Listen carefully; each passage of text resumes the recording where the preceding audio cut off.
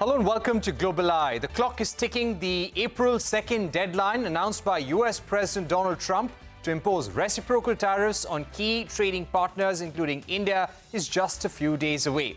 India and the US have been holding talks to seal a bilateral trade agreement for the last few weeks, and sources say it's not just tariffs. The US is strongly pushing India to drop non-tariff barriers, including data localization, differential tax treatment, and quality control orders. Despite the pressure from the White House, India may not react to reciprocal tariffs immediately, but New Delhi may offer to buy more oil and defense equipment to put tariffs on hold.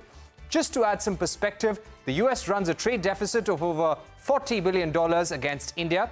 The White House is targeting the so-called Dirty 15 countries with reciprocal tariffs. These are countries with which the US has had a trade deficit, and India ranks 11th on that list. So how will all this impact trade relationship between India and the US? We're now joined by Bliss, president of the Coalition of Service Industries. The organization is dedicated to enhancing the global competitiveness of the US service sector.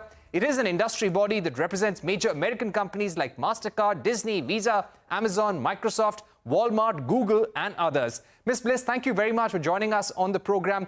Let me begin by asking you, if the bilateral trade agreement has to be meaningful for US companies, from your perspective, what should that entail in terms of lowering of non-tariff barriers? Well, thank you very much for the opportunity to be here. And needless to say, for my members, the opportunity to negotiate a bilateral trade agreement with India is extremely important. And as you said in the introduction, my association represents services and digital firms. So there's a huge opportunity and existing market opportunity in India. Certainly $55 billion in US foreign affiliate sales and about $1.26 billion in cross-border services that are sold to India. So a huge opportunity. What might this agreement mean? Well, we know that it is focused primarily on tariffs, at least in the initial discussions. And we would be very interested in any benefits and lowering of tariffs. Of course, that's important. We've heard some reduction of 50% reduction in tariffs, as long as that includes abiding by the ITA agreement in the WTO, the Information Technology Agreement, covering products such as computers, semiconductors, testing equipment, and software, which would be of direct benefit to my members. We see that as very beneficial. But beyond that, we think that it's essential that the agreement cover digital and services barriers as well, as long as things like data flow restrictions on a cross-border basis, data localization measures that you highlighted on your board, are very, very important industries like financial services, information communication technology services, media and entertainment. So all of that and all of those industries would greatly benefit from a bilateral agreement. All right, let's begin with the banking sector. What are the most significant non-tariff barriers or impediments to business that industries, American banks and institutions face in India? Well, I would say in the financial services sector generally, probably the largest barrier is data localization measures, which means that the Indian government requires, various ministries require the retention of data within country. It be stored and processed there. And what that means as a barrier is that it's obviously the increased cost, the burdensomeness, but more importantly, it is more risky and subjects that data to cybersecurity breaches. It also hurts medium and small size firms as well that can't afford the costs of that kind of local retention and the infrastructure that it requires. The second area that is very important are limits on foreign equity investment, where there are continuing barriers that we hope they're addressed, for example, in the insurance sector, where the top level of investment is at 74%. There are also restrictions on local management and the nationality of managers and control of shares, which is significant. And then finally, I would mention India's infrastructure, the digital infrastructure that's been set up to manage the digital economy, is discriminatory to foreign companies like electronic payment services providers. So we're concerned about that. And then finally, you mentioned taxes. And I think that's an area where the banks in particular are feeling discriminatory treatment. Right. When we speak about the likes of Amazon, Walmart, they've also have been having some regulatory issues in India. In your recommendations to the US government and also in your discussions with the US Congress, you've raised concerns about India's proposed digital competition legislation. What would you want in the overall bilateral trade agreement in order to make things easier for some of these large e-commerce firms as well? These are referred to as big tech giants. Well, I think there are a number of things. First and foremost, we would want any competition laws to be really on par with those of the United States, and that is that there would be fair and equitable in their treatment, and they would not discriminatorily bar or place unfair restrictions on foreign suppliers.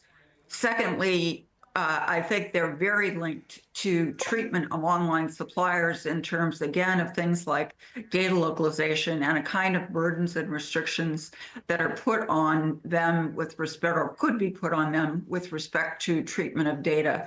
So we would be very mindful of that. And then the last thing that I think is very important to mention, and it's actually tariff related, and that is that we see that it's critically important that a bilateral agreement include a permanent moratorium on customs duties on digital content, whether it be goods or services.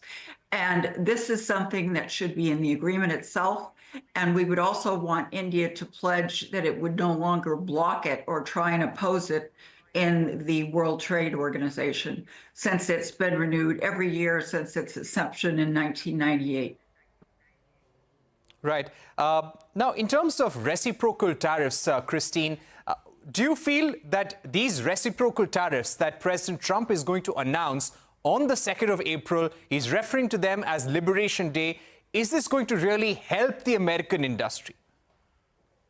Well, I think there's no question that if India were to reduce its average 12% tariff on at least roughly half of U.S. imports coming into India, that would be a boon to U.S. industry. And as I say, for my member companies in the services and digital sector, what we would be focused on is a commitment by India to abide by its commitments under the WTO Information Technology Agreement to apply zero tariffs to things like computers, semiconductor manufacturing and testing equipment, software, things like that.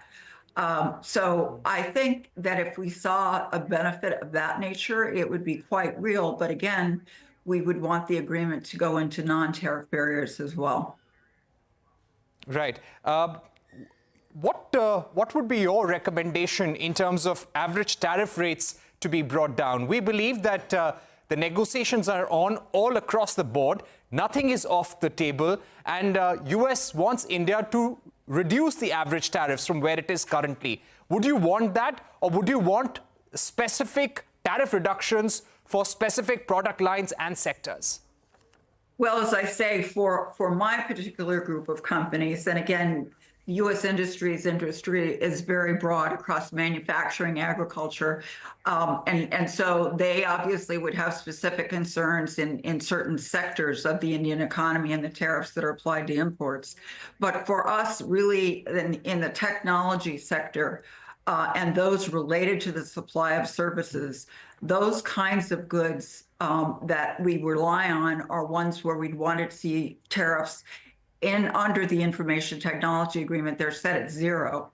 So that's what we'd want to see. And if there were any goods that remained above that level, we'd want to see them as low as possible.